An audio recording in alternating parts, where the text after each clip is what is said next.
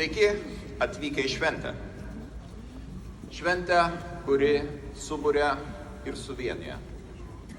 Įkvepia tikėti, gyventi ir dirbti vardan tos Lietuvos. Nes kasgi būtų valstybė be ją sudarančių žmonių? Vien tuščias kevalas, teisinė fikcija. Valstybė prasideda nuo idėjos. Ji gimsta ir bręsta žmonių galvose.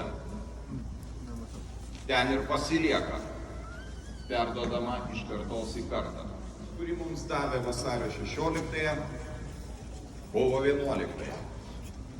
Proga švęsti savo bendrystę. Galiausiai taip pat paskata rengtis ateities išbandymams. Vienas ryškiausių valstybės kūrėjų, nepriklausomybės akto signataras, prezidentas Aleksandras Stulginskis, yra sakęs, kad mūsų tautai, užimančiai ypatingą geografinę padėtį, visuomet teko ir teks kovoti, budėti dėl savo gyvybės išlaikymo, dėl savo nepriklausomybės saugumo.